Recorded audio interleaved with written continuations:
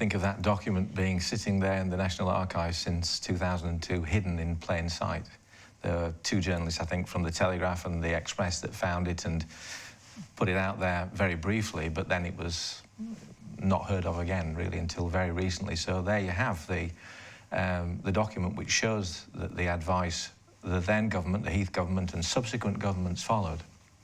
And you see absolutely clearly that it was going to always head in the direction of a single currency, economic union, monetary, political union, military union. And I think it's quite shocking the way in which things have been hidden in plain sight that the British people are just not aware of. I talk to people about things like the European Gendarmerie Force. Never heard of it. Yet those guys there is already the right in place to deploy up to teams of 5,000 armed troops from Europe, including for a while Turkish paramilitaries as an observer force. And they could be put on the streets of any European city without recourse to the individual government. Speaking to a guy who used to be the Deputy Lord Lieutenant of London, and he said, I didn't have the power to do that, but the European Union has it. So it's sinister, it's dark, and yeah, and it's been there hidden in plain sight. Wow. Just want to remind you, lovely family out there, that this is an interactive show. Nick's here for the next about an hour and 5 minutes. And so get your texts in, get your emails in, 07781 47 28 47, live at revelationtv.com. Don't say that we don't bring you cutting-edge programming. We always bring you stuff that is pertinent and real and up-to-date, and it doesn't get any more up-to-date than this.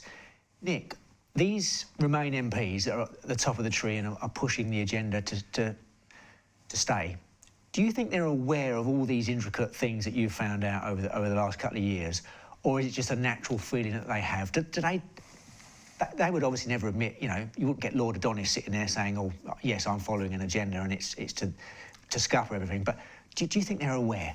I think some of them are, but I want to be charitable here and say that I'm sure that many of them are not. I think that many people enter political life with the honest intention of serving their people well, but I don't think that they knew when they entered Parliament, or I don't think the general public really know how strong the whip system is to keep them all in line.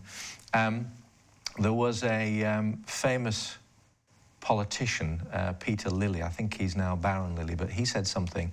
He had a sort of tongue-in-cheek early day motion to reduce the salaries of MPs, commensurate with the reduction in their responsibility and power. And he said it this way. He said, when I was a minister, I would often be wanting to do something, and some Mandarin from the civil service would say, I'm sorry, Minister, that area falls within the exclusive competence of the European Union. And he said colleagues of his would go, you know, really heavily against some policy that was coming out of the EU until they found out you can't do anything about it. Those rights have been signed away. And in his amusing way, he said it this way. He said they would then come and push the measure. He said, claiming paternity rather than impotence, the fate of the cuckold throughout history. What a line. What a line. Nick, what do you think of Prime Minister Theresa May? Do you think she is as duplicitous as the press make out, or opponents make out? Do you think she's naive, or do you think she is the sharpest tool in the box in Parliament? Well, I think that she, amongst many others, who were Remainers originally, made the false assumption that the British people were actually not very clever, and that they would be able to get away with watering down, because remember this withdrawal agreement, which was largely drafted, whole paragraphs of it were drafted in Angela Merkel's office. It's a sham, it's a complete betrayal. And I think that she knew that. I think that she would be advised as such, but she has gone along for whatever reason with this agenda, and I think that she believed she would get away with it.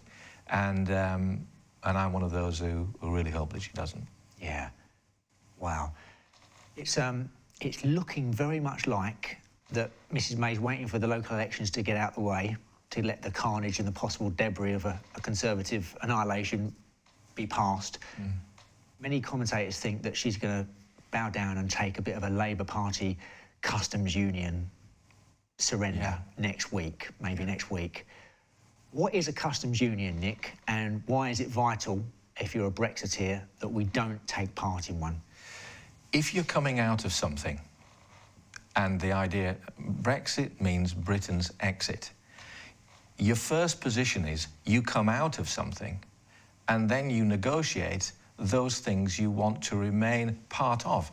And I think one of the big problems with the whole Brexit debate has been that people think that the Brexiteers are bigoted, that we're racist, that we're against Europe. Absolutely nothing could be further from the truth. We want the cooperation with European people. We want the trade. We want all the things we were actually sold about the EEC that were good. What we don't want is a change in the entire system of government of our nation, which means that we have no say in what goes on. And if you remember, just in that little clip that my dear friend Philip Quembry provided for us from Magna Carta Unlocked, the power came back to the people to elect the government who would then supervise their affairs. And you saw that soldier from the 17th century there saying, you know, I don't believe that I should be under, you know, I have to give consent to put myself under a government that's going to, if you like, rule my affairs. And it's that's gone, and that we had a chance to take back, that is the whole big issue. So, people talk about the soft border in Northern Ireland. They talk about the customs union. Well, let's think about it. We've been part of this arrangement for more than 40 years. Our product standards are all compatible. We're harmonised already. Yeah. So how difficult would it be? I'm a businessman. It doesn't seem like it's that difficult to me not to introduce tariffs where you don't need to allow free movement of goods where there is effectively exactly the same standard on the other side. So I think most clever Germans that I meet who are very pro-Brexit are saying, look, we sell more BMWs and more Mercedes to you. We're net exporters to the United Kingdom. We don't want a situation where you slap a huge tariff on and make other cars that are coming from other parts of the world cheaper. It's in our mutual interest as citizens of our individual nation states working together in cooperation. It's in our mutual interest to work deals out that work for us, but without ceding sovereignty. And, sorry, go on. No, go on, carry on. Well, the other point of that 10-minute clip was that the very system that we developed in England, which of course is the system for the Welsh and the Northern Irish and the Scots, of course, that system was a very, very different system than occurred in Europe, where it was the state that had the say. The state was the all-powerful. The state had the power over the people. I know the French talk about liberté, égalité, fraternity, but they have nothing like that now. They are, just as we are, subservient to an unelected, undemocratic union. And whilst it may not seem so obvious to us now where that might go, take a look at the Lisbon Treaty. Read it, as I have done. Look at what's going to happen to the British military. Look at what's going to happen to our power to defend ourselves, should it ever be necessary. I mean, very much cleverer people than I, former chiefs of the army and military heads of whole departments, have come out and said, this is crazy. Yeah. So you can ask why. I'm not going to answer that question. I'm just going to present the facts of what now is. And if we don't come out of it, there are certain inevitable consequences which follow. And my children, my grandchildren, will not enjoy the freedoms that we had. Wow. Nick, it's been reduced now to the level of a slanging match in a pub car park, really. Yeah. And the slanging match that I can see is normally with the Remainers slandering the Brexiteers with, you didn't know what you were voting for, this is a little bit above you. And then when that doesn't go down, you know, too great. It's or we'll up it a little bit. You're a bit xenophobic. You don't like foreigners. I mean, you do get it. You know, I listen to LBC all day, and there's a couple of presenters on there that literally would detest what you're saying, right? Absolutely detest. And they actually can't hold back their darkness, their virulent hatred to anyone with an opposite point of view. And we are all labelled as just xenophobes, you know, bigoted, right-wing fundamentalists that, you know, have got a nostalgic Union Jack as our pillowcase, and we need to really get a life, you know? Why has it come down to this, Nick? Why can't we just have a normal, rational debate? Why is it like a slanging match now? Well, that's a difficult question, but one answer might be that people just don't know what the issues are. I had a young pastor comment on the first film, and he said, you know, well done, Nick, for trying, but I don't get it, and my generation won't get that. And I said, well, why not? He said, because we don't know anything about that history. We weren't taught it at school. And he said, so the European Union is what we've grown up in. It's all that we know. So if there's something better, what is the better? And so that's one of the reasons why I decided to incorporate that central section of history. But it has been reduced to a slanging match amongst many, and it mustn't, because the only way that people are going to change their minds is when they are informed, when they understand what the issues are. And I've seen, you know, hundreds and hundreds of comments on these videos, majority of which, 93% of them, are positive. But it's when you look at the negative ones that you realise, oh my goodness, these people really don't understand. And so it's a responsibility of the generation that do understand to try to help the younger ones see, well, this is what this is about. My wife, she sat on the knee of Father Christmas when she was 5 years old. And Father Christmas asked her, because she had short hair, are you a boy or a girl? And she said, I'm a boy. Now, she said, I'm a boy because she didn't like dollies. She wanted to have a car like the boys were getting. I want you to just think about what might happen 5 years from now to a 5-year-old. Would he be offered counselling? What would happen? We've moved into a scenario in which some things which threaten our traditional way of life are right out there and visible to us, and we've really got to stop it. You asked me an interesting question early on about why did I feel I had to say something. Well, you saw what those soldiers, those actors acting as soldiers, were saying. There is, I think, for the generation that followed the ones who fought a war, that personal history. We understand, you know, we heard the stories of what tyranny looked like, what the possibility of being overtaken by a tyrannical government meant. And so we are more passionate, I think, than some of the younger ones about this issue. And I just remembered, because I was in that sort of, well, I guess I would be called a baby boomer, that sort of optimistic first post-war generation that got extra orange juice and grammar school education if you were the son of a warehouseman. And I never forgot what the school song was. And it stands for why I'm sitting here now. The words of the school song were, we are boys of the sturdy Northland, midst mills and mines we live, and to our well-loved homeland, the best we can we'll give. Some strive for wealth and pleasure, and some for high renown, but lives of honest service will win the richest crown. And when we are men of Britain, wherever we may live, still to our well-loved homeland, the best we can we'll give. And if we win distinction, or if we're fortune's fool, we'll all with warm affection remember still our school.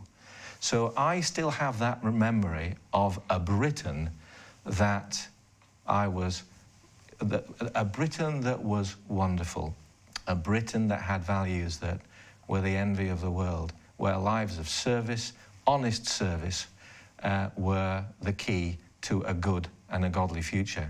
Well, you think about that in the context, godly service and good service in the context of our present British government, the House of Frauds, we'll say. Yeah, wow.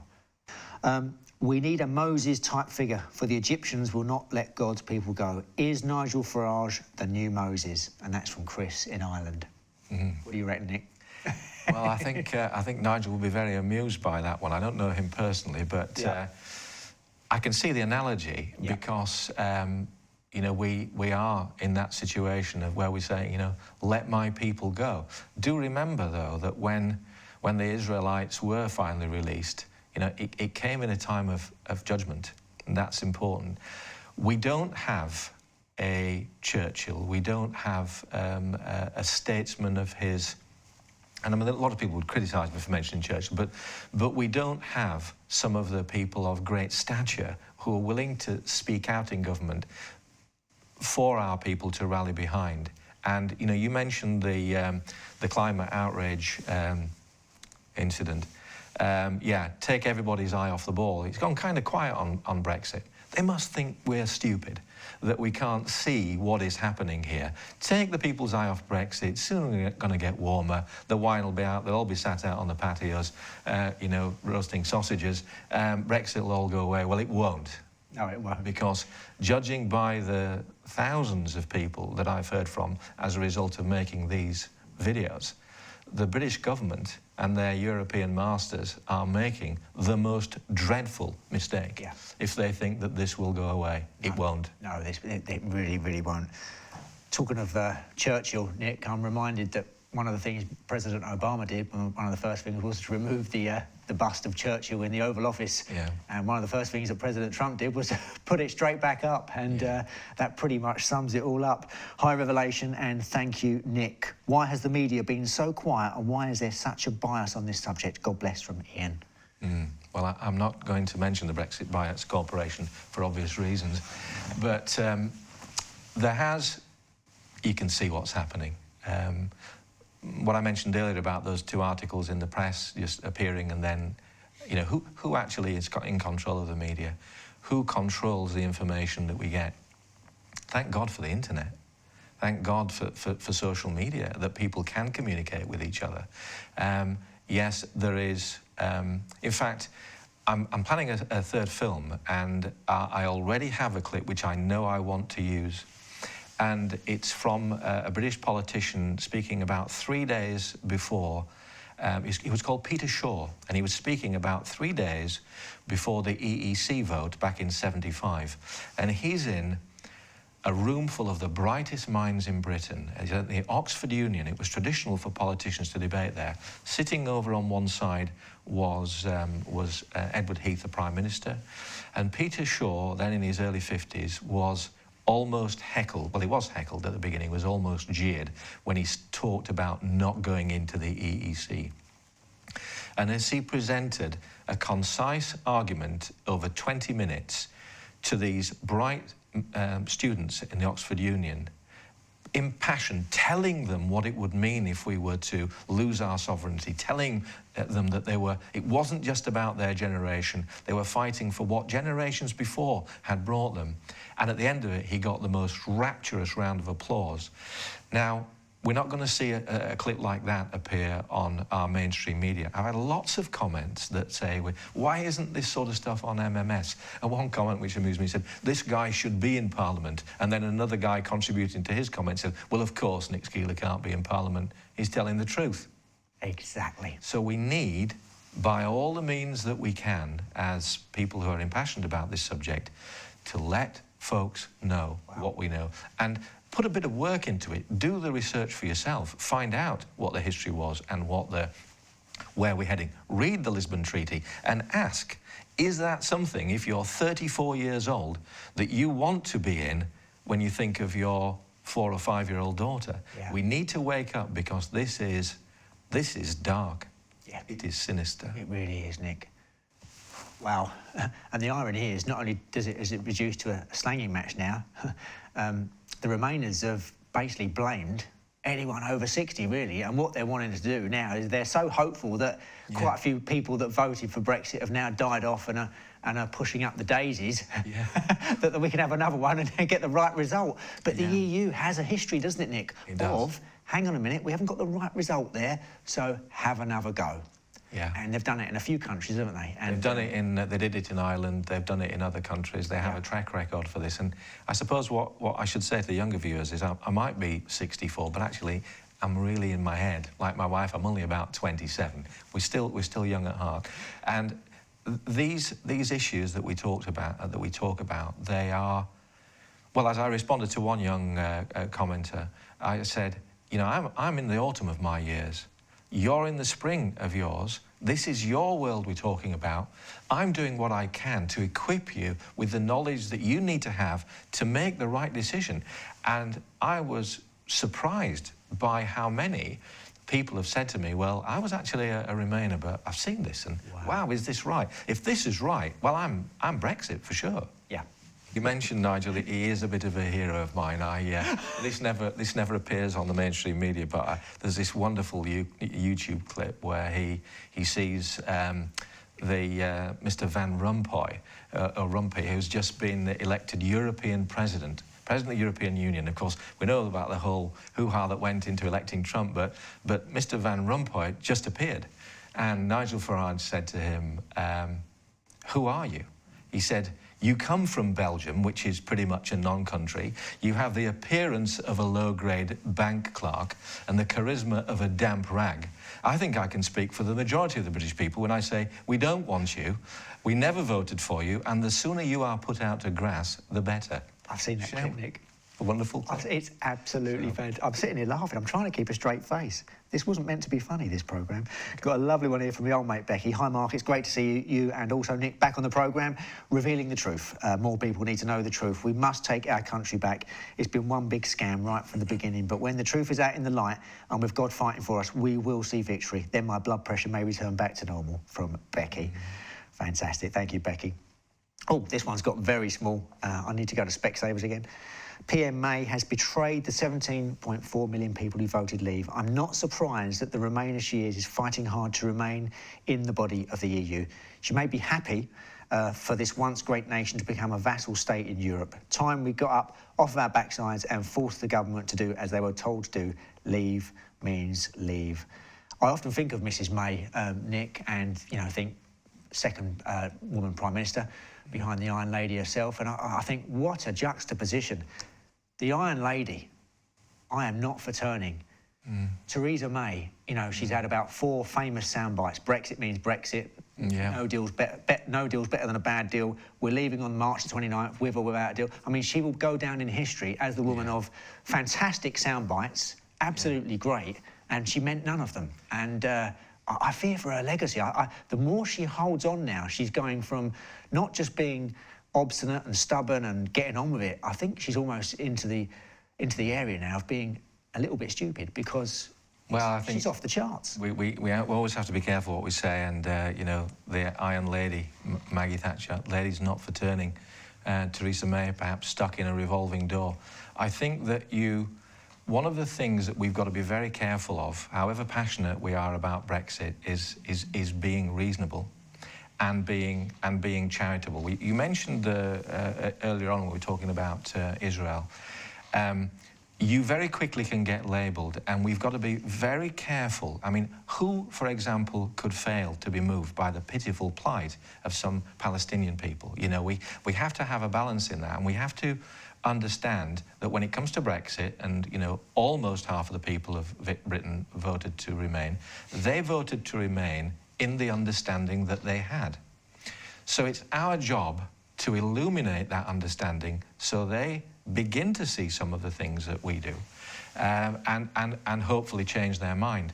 And I think that one of the things that we are guilty of, and I'm speaking now for Brexiteers, is perhaps painting too rosy a picture of the past, and why, for example, you know, we made the decision that ultimately was made innocently on behalf of the people in 1972. So I mean, I just come out of an exhibition at the British at the Tate Britain exhibition of photography, black and white photography. You should see the areas around London in 1961, in and around London in '61 and the late '50s, the bomb sites, the deprivation. Britain was very, very poor by the mid 1960s compared to its historic wealth. And whilst we could perhaps shed some light on why that might be, there were good, sound reasons economically to be part of a community of people wanting to share trade. We didn't want another war, we didn't want enmity, and we wanted to do good business and good trade with Europe. That's still the case. You know, we would be the poorer without the relationships we have with our brothers and sisters in France and in Italy and throughout. It's not about that. It's about who rules us. And if we're reasonable and we're articulate and we're passionate about telling the truth of what's behind Brexit, then we will win over many. Yeah.